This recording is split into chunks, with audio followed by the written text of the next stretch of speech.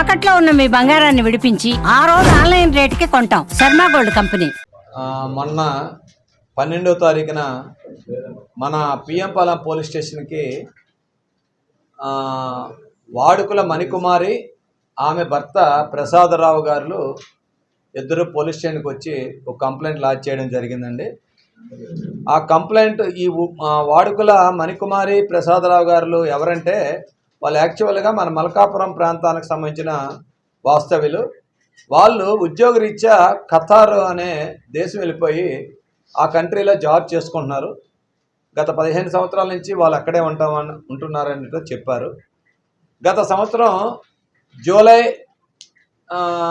June July ఆ టైంలో 2024 టైంలో ఆ ప్రసాదరావు వాళ్ళ నేటివ్ ప్రాంతం అని విశాఖపట్నంలో ఏదన్నా సైట్ కొనాలనే ఉద్దేశంతో వాళ్ళు ఫేస్బుక్లోనూ ఆన్లైన్ ద్వారా విశాఖపట్నం సైట్ల గురించి చూసుకోవడం, చెక్ చేసుకోవడం జరిగిందంట. ఎప్పుడైతే ఆ ఆన్లైన్లో సైట్ల గురించి చెక్ చేస్తున్నారో అది తెలుసుకున్న మన విశాఖ నగరానికి సంబంధించిన మల్కాపురం ఆయన యజ్జల శ్రీనివాస్ ఎలియాస్, ఆయన దుబాయ్ శ్రీని అంటారు. ఆయనకు పిల్లి అశోక్ అని చెప్పి మన మునగపాక ప్రాంతం అనకాపల్లి జిల్లాకు సంబంధించిన ఒక అతను ఉన్నాడు. ఆయన కూడా స్నేహితుడు. వీళ్ళిద్దరూ కలిసి ఆయనకి ఫేస్బుక్లో పరిచయం చేసుకున్నారు.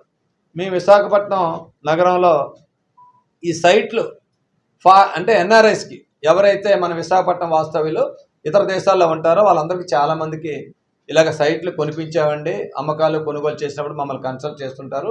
మీరు ఇలాగ సైట్కి చెక్ చేస్తున్నట్టు మేము తెలుసుకున్నాం, చూసాం. అందువల్ల మీకు మంచి సైట్ కావాలంటే ఉన్నదని అంటే వాళ్ళు విశాఖపట్నం వాళ్ళు కాదని చెప్పి కొన్ని సైట్లు చూపించమన్నారు. వీళ్ళు కొన్ని సైట్లు ఫోటోలు తీసి చూపించడం జరిగింది.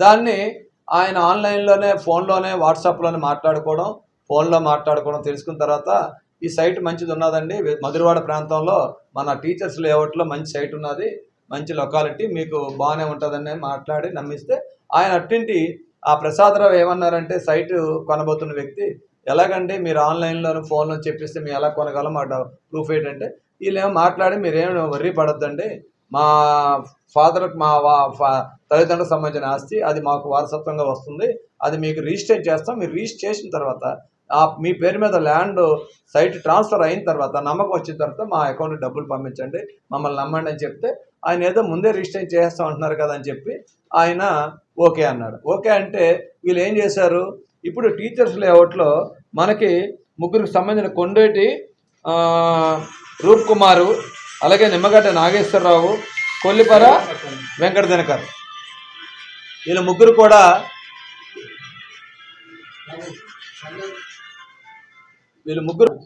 మన రిటైర్డ్ ప్రొఫెసర్స్ అండి.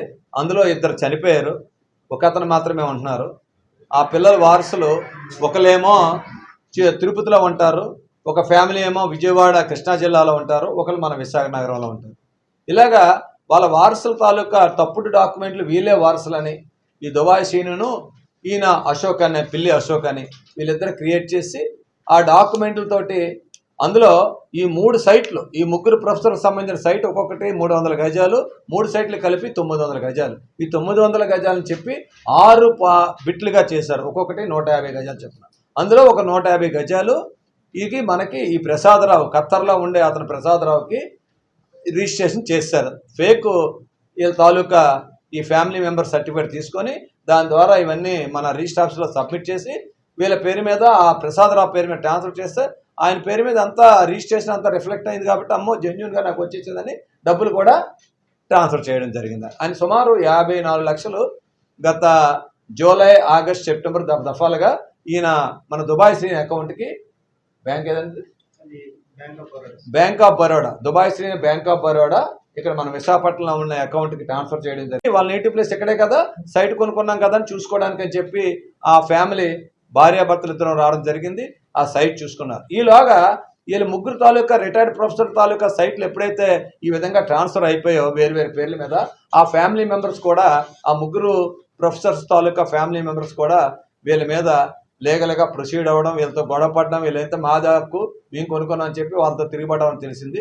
ఎప్పుడైతే ఈయన బాధితుడు కరెక్ట్గా మనకి వచ్చి పోలీస్ స్టేషన్ కంప్లైంట్ ఇచ్చాడో మనం వెంటనే మన పిఎం పాలెం సిఐ గారు బాలకృష్ణ గారు దాని మీద కేసు నమోదు చేయడం జరిగిందండి.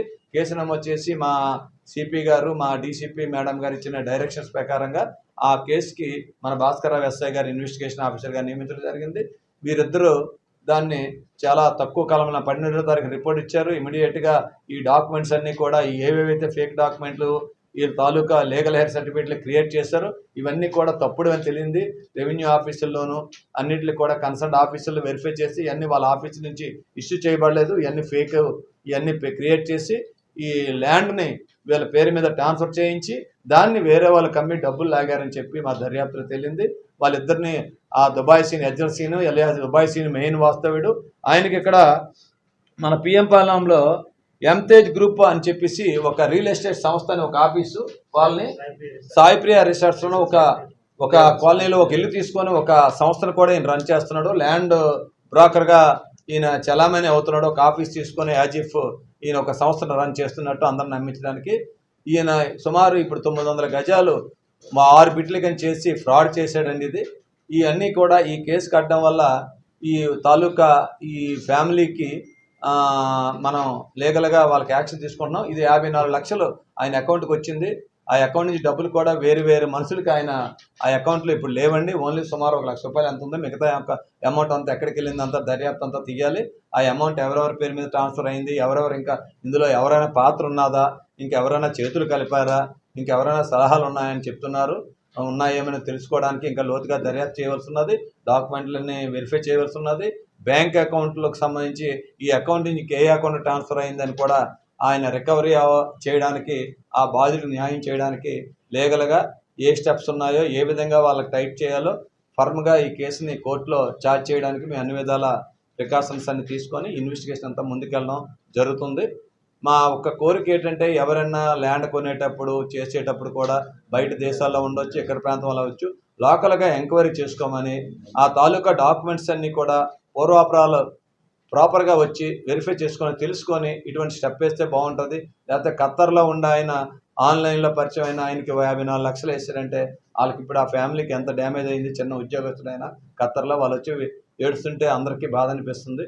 ఇటువంటి ఛాన్స్ మన విశాఖ చూడగలమని చెప్పి మీ అందరి తరపున ప్రజలందరికీ కూడా మీ ద్వారా మేము రిక్వెస్ట్ చేస్తున్నామండి. వీళ్ళిద్దరిని అదుపులో తీసుకున్నామండి. ఇద్దరిని అరెస్ట్ చేస్తాం. వీళ్ళు ఇప్పుడు కోర్టుకు కూడా పంపిస్తున్నాం. మరి ఇప్పుడు వీళ్ళైతే ఈ సైట్ని 54 లక్షలకి పర్చేజ్ చేశారు. 150 గజాలు. ఇది అది పెట్టాలి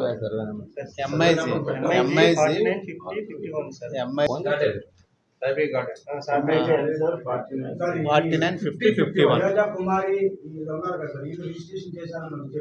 వీళ్ళు రిజిస్టర్ చేశారు.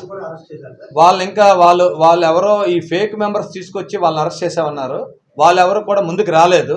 ఇప్పుడు ఇది మీ మీడియాలో ఏమైనా బయటకు వెళ్ళి వాళ్ళు కూడా వస్తే వాళ్ళు కూడా సెపరేట్ కేసు రిజిస్టర్ చేస్తారు. ఆధార్ అథెంటికేషన్ అంటే వారసులు వీళ్ళని క్రియేట్ చేశారు వీళ్ళు.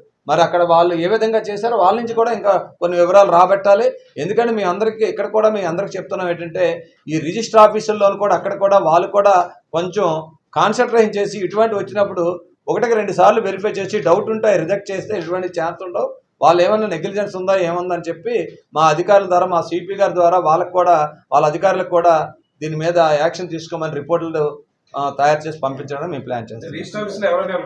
ఎవరున్నారు అని చెప్తే ఈయన ఇక్కడికి వచ్చి రిజిస్టర్ చేస్తుంటే మాకు తెలిసేది. ఈయన అక్కడ దుబాయ్లో ఉన్నాడు, ఇక్కడ ఖత్తర్లో ఉన్నాడు.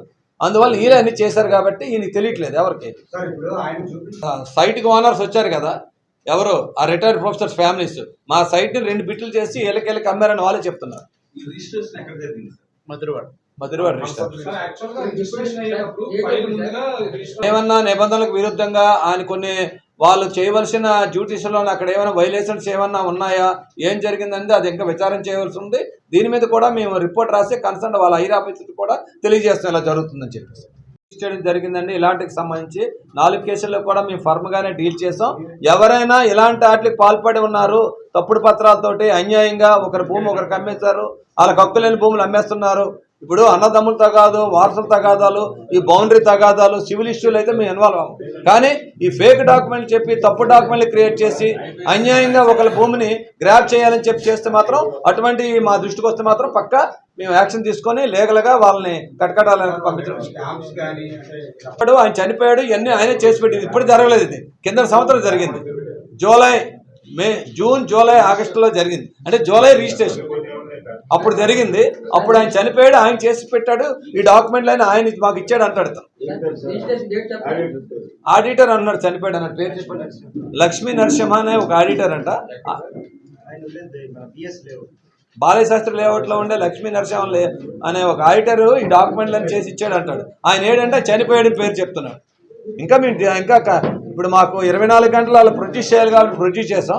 పోలీస్ కస్టడీ తీసుకుంటాం, మిగతా వివరాలన్నీ రాబెడతాం. వాళ్ళందరినీ కూడా పక్కా కోర్టు ముందు ఇంకా సాక్ష్యాధారాలతో ఛార్జ్ షీట్ వేస్తామండి. అప్పుడే 54 లక్షలు పోగొట్టుకున్నాం.